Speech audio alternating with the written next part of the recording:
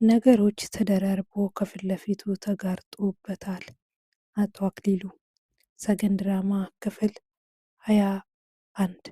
ሰላም ጤና ይስጥልኝ። ውድና የተከበራችሁ የባርኮት ቱብ ተከታታዮች እንደምንቆያችሁ ሁሉ ሰላም ሁሉ ደህና፣ እግዚአብሔር ይመስገን እኔ ጋር ሰላም ነኝ። ሰላማችሁ በሰማ የተትረፈረፈ ይሁን።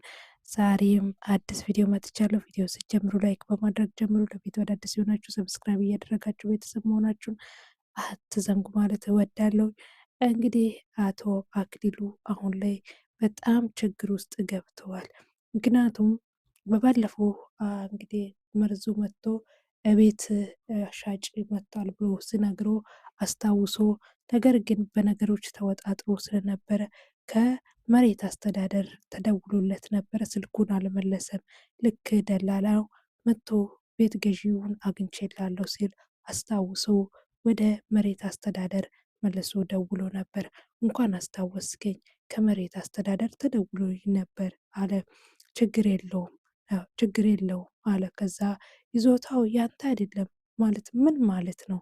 ቤቱ ያንተ አይደለም ማለት ምን ማለት ነው? በማለት አቶ አክሊሉ በትልቅ ቁጣ እና ቁጭት እየተቆጣ መናገሩን ቀጠለ። ቤዛታውም የኔ ነው፣ መሬት ቤቱም የኔ ነው አለ። ከዛ ላቤን ጠፍ አድርጌን የሰራሁት ሲል ዞር አለና መርዞ ላይ አፈጠጠ። እንግዲህ አቶ አክሊሉ በባህሪው ብዙ ጊዜ የሆነ ችግሮች ሲያጋጥሙት በፊቱ ያለ ሰው ጋር ማፋጠጥ ይወዳል። ከዛ ባፈጠጠው ያዘው። እንዴ አክሊሉ ምንድን ነው አለ። ከዚህ የታለ ገዢው? አሁን ይገዛል አለ። አዎ አመጣለሁ አለ እንዲለቆ። ከዛም በኋላ አሁን ስንት ብር ይገዛል አለ። መጀመሪያ ቤቱን መጥተው እንጂ አለ። አሁኑኑ ይዜ ና ያለው። ከዛ ሞገስ ጉርድድ እያለ ስልክ ያወራ ነበር። ድንገት ተመለከታቸው። ሁለቱ ቆሞ ማውራታቸውን ሲመለከት ወደኋላ መለስ አለ። ከዛ መርዞ አረ አሁን አመጣለሁ ኮሚሽን ሁሉ ከእርሱ ነው የሚቀበለው ስል መለሰለት። ሂድ እኮ ነው የሚለው ሂድ እኮ ነው የሚለው አለ። ተቆጣ። ከዛ መርዞ እየሮጠ ሄደ። እንዴ ይዞታ ያንተ አይደለም ማለት ምን ማለት ነው? ምን እየተከናወነ ነው? ምን ማለት ነው? ይዞታ ያንተ አይደለም ማለት የሆነ ክፉ ነገር እየመጣ ነው ያለው በማለት አቶ አክሊሉ ከራሱ ጋር ማውራት ቀጠለ። ክፉ ነገር እየመጣ ነው እያለ ከራሱ ጋር ያወራል። ምክንያቱም አሁን ላይ ተስፋ እየቆረጠ ነው። አንዱ ፈታው ሲል አንዱ ይመጣበታል። ሰገን ከቤት አምልጣልበታለች። እንደገና ሞገስም እዛው ግቢ ውስጥ ተቀምጦ ደግሞ ቤቱን ለማስመለስ ፕሮሰስ ጀምረዋል። ፕሮሰሱን ከመጀመሩ የተነሳ እንግዲህ ለሱም ተደውሎለት ቤቱም ያንተ አይደለም ይዞታም ያንተ አይደለም በማለት ለሱ መርዶ አርድተዋል። ከዚህ የተነሳ እንግዲህ ከመጀመሪያውም እሱ ቤቱን ሽጦ ገንዘቡን ተቀብሎ ለመሄድ ነበር የሚፈልገው። ነገር ግን አሁን ገዢዎቹ እየመጡ ካርታውን ወስዶ ሲያስፈትሹት ካርታው ትክክል እንዳልሆነ ወይም ደግሞ ክርክርን እንዳለው ሲያውቁ ትቶት ይሄዳሉ። ከዛ አክሊሉ ይሄ ያንተ ባህሪ አይደለም፣ መሸነፍ ያንተ ባህሪ አይደለም እያለ ማውራቱን ቀጠለ። ከዛም ወቅቱ አክሊሉ በቃ ከራሴ ጋር እኔ ድል አሸናፊ ነኝ፣ እኔ ማሸነፍ እንጂ ድል እንጂ ውድቀትን አላውቅም በማለት ከራሱ ጋር ማውራቱን ቀጠለ። ያወራል። እንዴ አክሊሉ እያለ ከዛ እየሮጠ መርዞ ወደ ቤት ሊገባ ሲል ሞገስ ጠብቆ ወደ ቤት አስገባው። ምክንያቱም ያወሩትን ነገር ማውራት መስማት ስለሚፈልግ። ከዛ ናናናና አለው። ምንድነው ልታስገድለኝ ነው እንደ አንተ ሰውዬ አለው። ከዛ ቆይ ምግብ በልተህ ትሄዳለህ፣ ናግባ ምግብ እንበላለን። አልበላም እባክህ አለው መርዞ። አንተ ሰውዬ ቆይ ምንድን ነው የምትፈልገው? ይኸው እኮ አክሊሉ መውጫ መግባ ሰጠኝ እኮ ምንድን ነው የምትፈልገው እያለ እየተወራጨ መርዞ ማውራቱን ቀጠለ። ሞገስ በቴትና ና ምሳ እንብላ አለው። አይ አለው። ከዛ ና አልኩክ ብሎ እንደምንም ጎትቶ ወደ ቤት ውስጥ አስገባ። እኔ እኮ አለ የፍራታ ምግብ ይሻለኛል እሷ ጋር ነው የምበላው እያለ እንደምንም ጎትቶ ወደ ቤት አስገባው። እባክህ አለ ቆይ ምንድን ነው የምታጣድፈኛል? ቤቴ ነው የምገባ እያለ እንደምንም ገፍቶ ወደ ቤት ውስጥ አስገባ። ሉላ ቤት ውስጥ ቁጭ ብላ ነበር። አንተ አልገባህም ሞገስ፣ አንተ አልገባ እኔ ቆይ አንተ ምንድን ነው ቆይ ችግርክ ከዚህ ግቢ አለ? እኔ መጀመሪያው መግባቱ አላስማማኝም ነበር ገብቼም አልተስማማኝም እያለ ከሞገስ ጋር ክርክሩን ቀጠለ። ተው ተው ተው ቆይ ተው ተው፣ አሁን እኮ ምግብ እንድትበላ ነው ያስገባውክ እያለ ሞገስ ማባበሉን ቀጠለ። ከዛም ሞገስ እሱን እያባበለ እሱ አንድ ስናገር መርዞ 10 ይናገራል። ቆይ ቆይ ቆይ ቆይ ምንድን ነው ችግርክ? ቆይ ችግር ምንድን ነው እያለ እየተወራጨ ማውራቱን ቀጠለ። በዚህ ሁሉ ወሬ ግን አንድም ነገር ቃል ያልተነፈሰችው ሉላ አጠገባቸው ቁጭ ብላለች። በቃ ሉላ ሉላ ምግብ አምጭለታል። አይ እኔ ቤቴ ሂጅ እበላለሁ፣ ቤቴ ሂጅ እበላለሁ እያለ መርዞ መናገሩን ቀጠለ። አረ የሚጣፍጥ ምግብ ነው፣ አረ ከኤፍራታ አይበልጥም፣ ከኔ ከሷ ውጭ አልበላ፣ ከሷ ምግብ ውጭ አልበላ እያለ ማሾፉን ቀጠለ። እንደሚታወቀው መርዞና እንዲሁም ደግሞ ኤፍራታ እርስ በራሳቸው ክፉ ነገር አይነጋገርም። ማለትም በሌላ ሰው ፊት የእሱን ክፉ እሷ አታውራም፣ እሱም የእሷን ክፉ አታውራም። ከዛ አለ አይ አይ ብላ ብላ የሚጣፍጥ ምግብ ነው፣ አረ ከሷ ለውጭ የሚጣፍጥ ምግብ የለም እያለ ማውራቱን ቀጠለ። ከዛ አንድ እንደጎረሰ በደንብ መብላቱን ቀጠለ። ቆይ ምንድን ነው ያወራችሁት ምንድን ነው በማለት ጠየቀ። ከጠየቀ በኋላ አይ ስለ ቤቱ እኮ ነው፣ ስለ ቤቱ ይዞታ፣ ስለ ቤቱ ይዞታ ይለዋል። ከዛም በኋላ ቤት ገዢው አምጣ እያለኝ ነው፣ ሰው አነጋግሬያለሁ በማለት ይነግረዋል። መርዞ በህይወት ትልቅ ስህተት እንዳትሳሳት፣ ትልቅ ስህተት እንዳትሳሳት፣ ገዢ እንዳታመጣ ብሎ መምከሩን ቀጠለ። ምክንያቱም እርሱ ያው ያለውን ነገር ሞገስ ስለሚያውቅ ለሱም ሌላ ችግር እንዳይመጣበት ከማለት ይመክረዋል። ነገር ግን ለምንድን ነው አንተ እንደዛ ምትለኝ?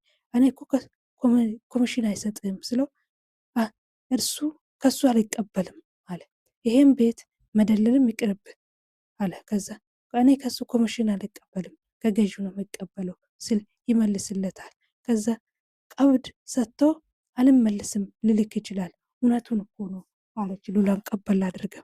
እናንተ ቆይ ግን እዚህ ቤት ያላችሁ ነገር ምንድን ነው አለ። ምንም የለንም ምንም የለንም እያለ ተደናግጦ ሞራቸውን ቀጠል። እናንተማ ስለ ቤቱ የሆነ ነገር ታውቃላችሁ፣ ኤፍራታም የሆነ ነገር ብላኛለች እያለ ወሬውን ቀጠለ። ከዛ አቶ አክሊሉ እቴቴ ገባ። እቴ ምንድን ነው አተ እንደዚህ የሚያስጨንቅ ነገር ምንድን ነው በማለት ጥያቄዋን አቀረበችለት።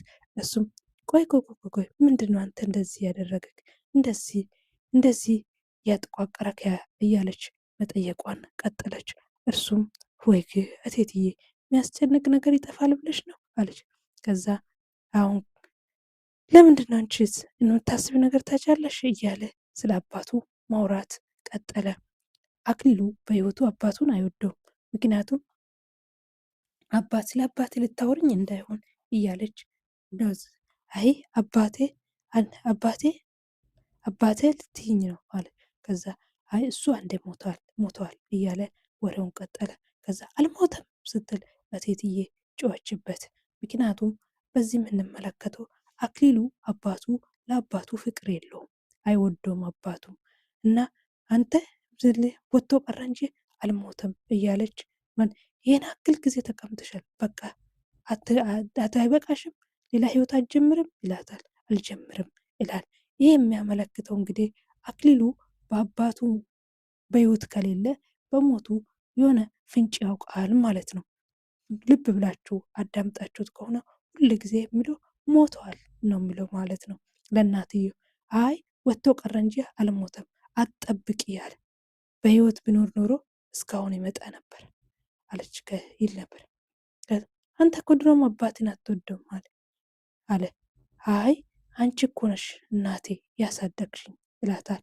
ከዛ ሁሉንም ፍቅር የወሰድሽው አንቺ ነሽ እያለ ከዛ እቴትዬ ግን አንተ ልጅ ክፉ ነህ እንዴ አለችው። ከዛ እኔ ክፉ ነኝ እቴትዬ አለችው። ሰዎች የሚያወሩት ሰምተሽ ወልደሽ አጥብተሽ አሳድገሽ አንቺ ስለኔ አታውቂም? የሰው ወሬ ሰምተሽ ለእኔ እንደዚህ ትኛለሽ እያለ በትህትና መመለሱ ቀጠለ። ከዛ እኔ ለሰው የማዝን ሰዎች ለሰዎች የሚጨነቅ ለሰዎች የማወራ ስለ ሰዎች የማድር እያለ ቃላቶችን አጣፍጦ በአቴቴ ፊት ቀጠለ ወሬውን። ከዛ ታዲያ ምን ሆነ ነው ስትል በጣም ከፍቶኛል አላት ለአቴቴ። ከፍቶኛል እቴትዬ እያለ ወሬውን ቀጠለ። ታዲያ ምንድን ነው የሚያስከፋክ? ምንድን ነው የከፋበት? በማለት እቴቴም ትጠይቀዋለች። በጣም ከፍቶኛል በዛች ልጅ ነዋል በዛች ልጅ ምክንያት ነው አይደል አለች እቴቴ። ትሂድ እንኳን ጠፋች ጦስን ይዛ ትሂድ እንኳንም አንተ ደህና ሆንክ አለች እቴቴ። አንቺ መቼም አይገባሽም ወደፊትም አይገባሽም። ምክንያቱም ማ እንደዚህ ቢሎ የምመልስለት እቴቴ ምንም የምታውቀው ነገር የላትም ስለ አቶ አክሊሉ ምንም አይነት ባህሪ አታውቅም። እቺ ሰገን እዚያ ቤት ውስጥ ለምን እንደገባች ስለማታውቅ ምንም ምን አባቴ ላድርግ የኔ እናት ምን ላድርግ እያለ ማባበሉን ቀጠለ። ከዛ አምላክ እንግዲህ እርዳክ እንደማለት እቴቴ ቀጠለች። እቴቴ በቃ እቴትዬ በቃ አንዱ ነው እያለ ግን በቃ እናቴ ወድሻለሁ ብሎ ጥሏት ወጣ። ምክንያቱም አቶ አክሊሉ በብዙ ተስፋ ቆርጧል። በሰገን ብቻ አይደለም ብዙ ፍልማዎች በፊት ለፊቱ አለ። ይሄ ልጅ ግን ምን አድርጎት ነው? የልማቆ ልጅ እኮ አይደለም ግን ይሄ ልጅ ምን እየተደረገ ነው እያለ ወሬውን ቀጠለች እቴቴ ብቻዋን። ከዛ ሉላና እንዲሁም ደግሞ ኤፍራታ ቁጭ ብሎ ያወራሉ። ቆይ እኔ የምለው ሉላ ሰው ክፉ ካልሆነና ሌባ ካልሆነ በስተቀረ በቃ የቤት ባለቤት ሀብት አያፈራም ማለት ነው እያሉ ቁጭ ብሎ ማውራታቸውን ቀጠለ። አይ ይኸውልሽ አክሊሉ ክፉ ነው ግን ቤት አለው፣ እኛ እንሰራለን ግን ቤት የለንም፣ ግን መኪና የለንም እያለች ወቀሳ ቀጠለች። እኛ እኮ ጠንክረን ስላልሰራን ይሆናል እያለች ሉላም መመለሷን ቀጠለች። እሷም ማውራቷን ቀጠለች። ከዛ አይ የእሱም እኮ ላይሆን ይችላል፣ ሰው እኮ በሰበሰበው ልክ ላይበላው ይችላል እያለች ሉላ ለኤፍራታ መልስ መስጠቷን ቀጠለች። እሷም እያወሩ እያሉ እንግዲህ በመሀል ከዛ እነሱ እነ ሞገስንም ወይንም ደግሞ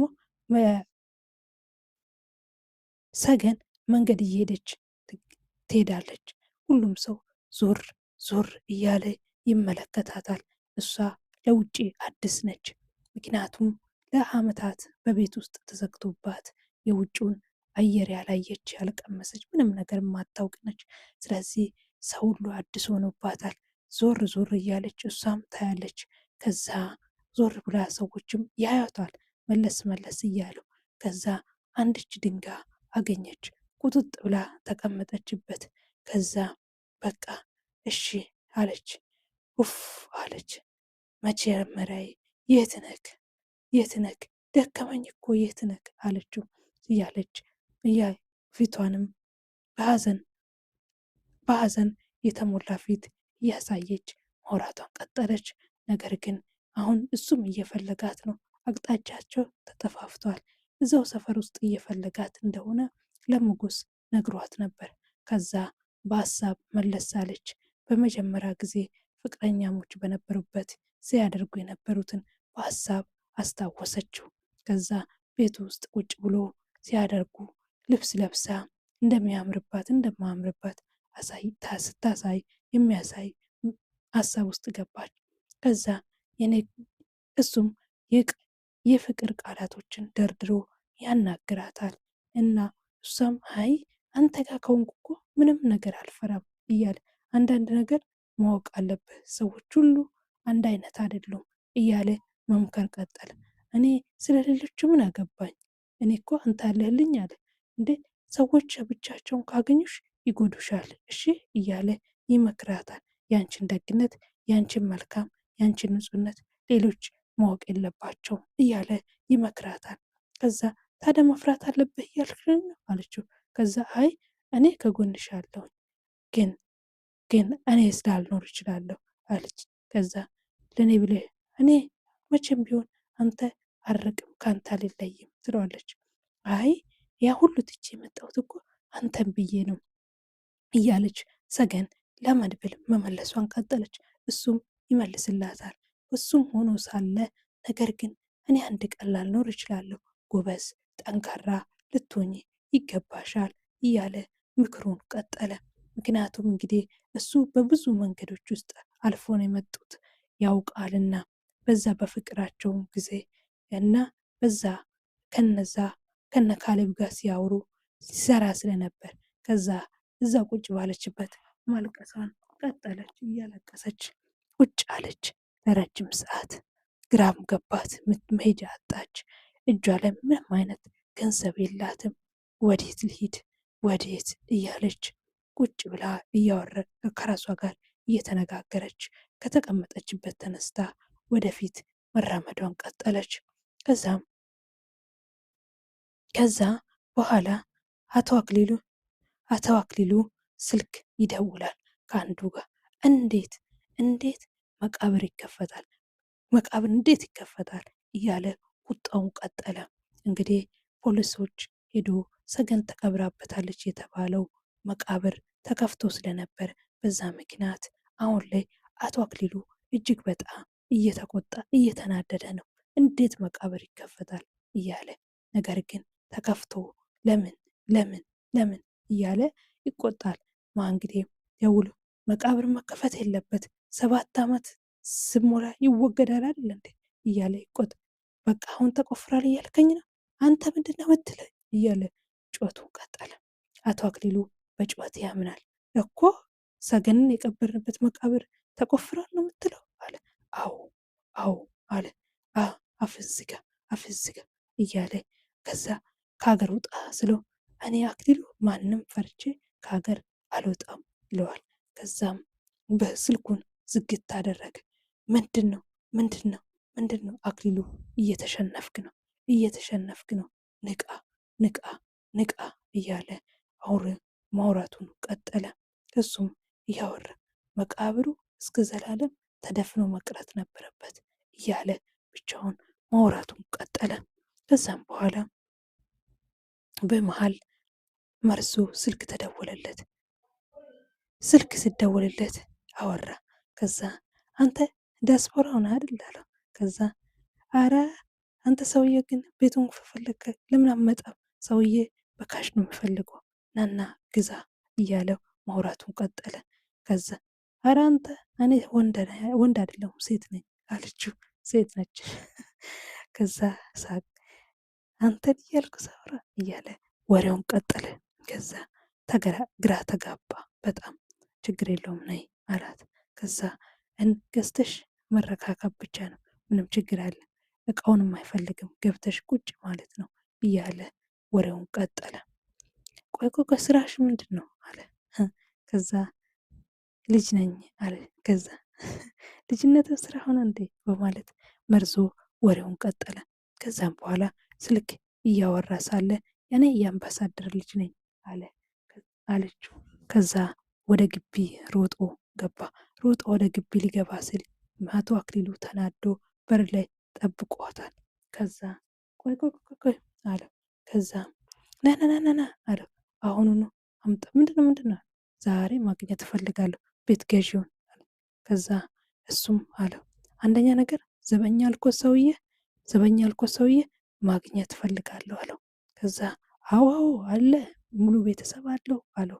ከዛ እንግዲህ አሁን ላይ ተሳሳተ እዚህ ጋር መርዞ። ምክንያቱም በባለፈው እኔ ምንም አላውቅም ደውሎ ነው የመጣው ብሎት ነበር። አሁን ሙሉ ቤተሰብ እንዳለው የወንድሙም ልጅ እንዳለችው ወንድምም እንዳለው ማብራራ ሰጠው ለአቶ አክሊሉ። ምክንያቱም የእሱ የመድብል እንግዲህ ስስ ጉልበቱ የወንድሙ ልጅና ወንድሙ ነው። በዛ መንገድ እንዲሄድበት ይሄድበታል ማለት ነው። አሁን ስለዚህ ደውል አገኘዋለሁ አለ። ከዛ ብዙ ጊዜ ታግቶ የቆየች ነች አለ።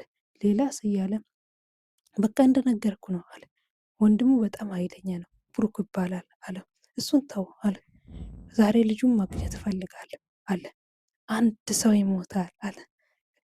ወይን አንተ ወይ እሱ ማለት ነው። ወይን አንተ ወይ እሱ እያለ መሳቅ እያሳሳቀ መናገር ቀጠል። ከዛ ያችን ነጭናጫ ሚስት እየየ ከማለት በፊት አምጣልኝ አለ። ይዘው ትመጣለህ አለው። ከዛ ሌላ የምትፈልጉ ነገር አለ አለ። ሂድና ይዘና አለው። ወደ ቤት ሊገባ የነበረው ወደ ቤት ሳይገባ ወደ ውጭ ተመልሶ ሄደ። እንግዲህ አቶ አክሊሉ በራሱ አስተዳደር በቃ ማለትም በጣም በራሱ እንትን ይላል። ከዛ በመሀል ሞገስ ደወለ ለመድብል። እየጠበቅኩ ነው፣ የት ነክ ስለው አሁን ላይ እየዞርኩ ነው፣ ሰገንን እየፈለግኳት ነው አለ። ሰገንን ድጋሚ እንዲያገኛት አልፈልግም፣ አይፈልግም፣ እንዲያገኛት አልፈልግም እያለ ወሬውን ቀጠለ። በቃ ና እሺ ና ምግብ በልተን ወጥተን እንፈልጋታለን በማለት ጥሪ ያደረገለት። ከዛ መድብልም እሺ በቃ መጣው አለ። ከዛ እሱ ብቻውን ነበር። ሉላ እቴቴ ጋር ቁጭ ብላ ከእቴቴ ጋር ማውራቷን ቀጠለች። እቴቴ ስለ አባቱ ስለ አክሊሉ አባት መጠየቋን ቀጠለች። እቴቴም መናገሯን ቀጠለች። ቆይ ግን አባት አለው? አዎ አለው፣ ወታደር እንደነበረና እሱም ለአባቱ ፍቅር እንደሌለው ነገረችው። ከዛ አይ እቴትዬ ተወጁ ነበር ማለት ነው እያለች ስላለፈው ፍቅር አንስታ ማውራቷን ቀጠለች። ከዛ በመሃል እንግዲህ ሞገስ ስልክ ደውሎ ሉላን ጠራት። ሉላን ስጠራት እንግዲህ ምሳ እንዲያቀርብለት ነበር። መድብል ወደ ቤቱ ገብቶ ነበር። ከዛም እነሱ ማውራት ቀጠሉ። ስለ ቤቱ አሁን ማን ነው ማውራታቸውን ቀጠል። አሁን ትንሽ እኮ ቀረኝ፣ አሁን ማሳወጅ ብቻ ነው የቀረኝ እያሉ መድብልና ሞገስ ቁጭ ብሎ ያወራሉ። ከዛ ቆይ አንድ ነገር ንገርክ፣ እኔ ግን ሰውየው ስትነግሩ እኔ እዚህ መኖር አለብኝ እያለ መድብል ወሬውን ቀጠለ። ከዛ በጣም ነው የምቀጣው፣ ይህ ሰውዬ በጣም ነው የሚበቀለው እያለ ወሬውን ቀጠለ። እሱም አይ ተው በቀል እግዚአብሔር ነው ይለዋል ሞገስ። አይ ህይወቴን የቀማኝ አለ። ከስሌት ነው የምቀበለው እያለ ማውራውን ቀጠለ። ምን ልታረጉ አሰብኩ አለው። ከዛ ተው እሱ እንደነገሩ አለም። ከዛ ሰገንን ላስቀመጣት ሁሉ ዋጋ አስከፍላለሁ አለች። ከዛ አባትየውን አሁን ሉላና እቴቴ ያወራሉ። ልጄ እኔም ብቻ ነው የምወደው፣ አባቱ ወታደር ስለነበረ ኮስታራ ስለነበረ ብዙ አባቱን አይቀርብም፣ አባቱ እንኳን ስጠፋ ምንም አልጠየቀም አለች እቴቴ። በቃ እንዲሁ ነው እንደ ወጣ ቀረ፣ 7 ዓመት ሆኖታል አለች እቴቴ። እንግዲህ ይመለሳል ብዬ ጠበቅኩት፣ አንዳንዴ ልሞለክስም አስብና ግን ይመጣል እያልኩኝ በሩን አየዋለሁ አለች። ከዛ ሞቶ ይሁን ኖሮ አላውቅም አለች። ከዛ በመሃል ሉላ በቃ ሞገስ ደውሎልኛል እቴትዬ ሌላ ጊዜ እንጫወታለን አለች። ከእቴቴ ጋር በር እንከፍታ ወጣች። ከወጣች በኋላ አክሊሉ ከቤት እየመጣ ከውጭ አገኘችው። እያወሩ ነበር እነ ሞገስ። ከዛ እነ ሞገስ እያወሩ ሳለ ድምፃቸውን ሰማ። ከዛም በኋላ ኤፍራታ ወጣች። የደለለ ሚስት አለችው። የደለለ ባልሽ የት ሄደው ነው አላት። ከዛ ስራ ሄደዋል፣ ከኔ ጋር ቀጠሮ አለ አለች። እንዴ አንቺ ውስጥ ነሽ እንዴ እስካሁን አላት። እቴቴ ያለቅ ብላኝ ነው አለች። ባልሽ ከማን ጋር ነው ታዲያ የማወራሽ አለች። ከዛ እንግዲህ ከመርዞ ጋር ይሆናል እየተባባሉ ወሬያቸውን ቀጠሉ። እሱንማ እናየዋለን አለ አክሊሉ። እቴቴ ምንድን ነው ያለችሽ አለ። ከዛ እቴቴ ምን አለችሽ ስለኔ አላት። ምንም ስለ ድሮ ስለ አባቷ ነው ያወራችኝ አለችው። ከዛም ስለ አባቴ ምን አለችሽ ምንድን ነው አለችው። ከዛ አይ አሁንም እንደጠበቀች እያለ እንደምትወደውና እንደምትጠብቀው ነው የነገረችኝ አለ። ከዛ ስለ እኔ ምንም አላለችም አለ። አይ ምንም ነገር አላለችኝም አለ። ከዛ ከዚች በኋላ እቴቴ ፊት ስለ እኔ ቃል ምንም ትንፍሽ እንዳትይ አላት። እሺ አለ። ከዛኝ አንቺ እዚህ ሆነሽ ባልሽ ከማን ጋር ነው የሚያወራ አለ። ከዛ በኋላ ስልክ ይሆናል ወይ ስልክ እያወራ ሆናል አለች። ተደነባበረች። ምክንያቱም አክሊሉ መድብል ቤት ውስጥ ስላለ ብርግድ አደረገና ገባ። እነሱም ጎበዞች ናቸው። በመስኮት ወጥቷል መድብል። ነገር ግን እሱ ስልክ እያወራን እንደ አቤት ቆይ አቤት አለው። ከዛ መድብል መስኮቱ ስር ተቀምጧል። ነገር ግን አላየም። ዞር አለ። አየ ማንም ሰው የለም። ከዛ እንዴ ምንድን ነው ምን ተፈጥሮ ነው አለ። ከዛ መድብል እዛ በተቀመጠበት ትሹሎ ሄደ። ከዛ ሙሉ ስሜ ማን ነው አለ። እንዴ ውሉ ላይ ጽፌያለሁ እኮ አለ። ንገረኝ አንተ አለ በንቀቱ። ከዛ ሞገስ አለው። ከዛ እሺ አለ። ከዛ ሞገስ ከዛ ሞገስ ሙሉ ቀን አለ። ከዛ ሞገስ ሙሉ ቀን ሌላ ስም የለም አለ። እርግጠኛ ነክ እያለ ማጣራቱ ቀጠለ። እንደ የኔ ስም ነው አይደል የጠየቀኝ የሌላ ሰው አይደለም አለው። ከዛ አሁን እያለ በንቀት ያናግረዋል። እኔን ታውቆኛለህ? ከዛ አላውቅም። መቤት የምትባለውን ሴት ታውቃለህ ካለ አላቃትም አለ። ታውቃታለህ በደንብ አድርገህ አለው። ከዛ እኔ አላውቅም አለ ሞገስ። እኔ አላውቅም፣ እኔ አንተን ደግሞ አላምንም አለ። ዛተበት። ምክንያቱም በእናቱ ስም ነበረ ይህ ቤት የተመዘገበ። ስለዚህ በእናቱ ስም የተመዘገበውን ቤት ነበረ አቶ አክሊሉ ከሞገስ እናት ላይ ወደ ራሱ ስሙን ያዞረ። ስለዚህ በቃ አሁን አንተ ሞንክ ደላላ ከዚህ ቤት አትወጡም ትቀመጣላችሁ አላቸው። እኔ እስከምፈልግበት ሰዓት ድረስ እዝ ትሆናላችሁ፣ አላምናችሁም አለ።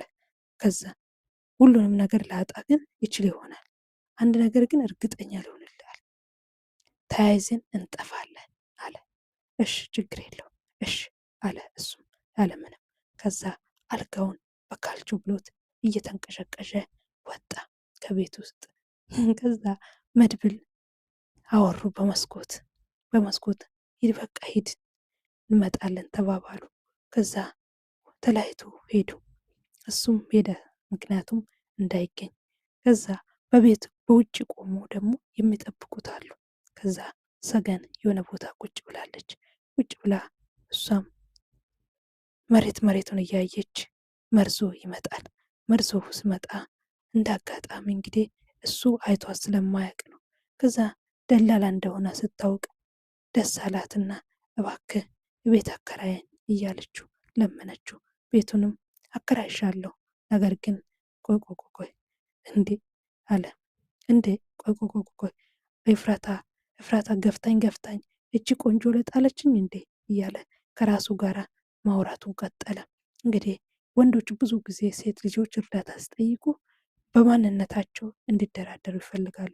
አንተ እናት 1 ወር ክፈልልኝ ከዛም በኋላ ብሩን እሰጣለሁ አለችው። ከዛ እንደምንም አንቺ ምንድነሽ ጤነኛ ነሽ እያላት እንደምንም ብሎ እሺ በቃ ነይ አላት። ጠባብ ቤት እቃ አለሽ አለ። የለኝም፣ ምንም ነገር የለኝም አለችው። ከዛ ተከትለው ቤቱን አንድ ክፍል ቤት አሳያት። አንድ ክፍል ቤት አሳይቷት እንግዲህ ታውቂያለሽ እኔና አንቺ እንደ ባል እንደ ሚስት አለ። አንተ ልትደፍረኝ ነው እንዴ ከኔ ጋር እንትን እያለች ምክንያቱም በወንዶች ጥቃት ብዙ መከራዎችን አሳልፋለች በአቶ አክሊሉ ምክንያት። ለዛ ብላ ነው እየፈራች ያለችው። ከዛ ጊዜ ስጠኝ አለችው። 1 ወር አለችው። ከዛ 1 ሳምንት አለችው ስል አያይ አላት። እሺ 3 ቀን ሰጥቼሻለሁ አላት። ከዛም በኋላ እነሱ እዛ እያወሩ መድብል ለመርዞ ደወለ። ከማን ጋር ነው ያለው? የት ነው ያለው አለው። ከዛ ከሰው ጋር ነኝ አለው። እንግዲህ ጥቆማ ደርሶት ይሁን አልተገለጸም። ነገር ግን መድብል ከመርዞ ጋር ሰው እንዳለ ተጠራጥረዋል። ይህን ጊዜ እነሱ ስልክ እያወሩ ድምፁን ሰማችሁ። እንዴ አለች። ደነገጠችና እያወራች እሱም እያወራ እሱም ደንግጦ በዛ ላይ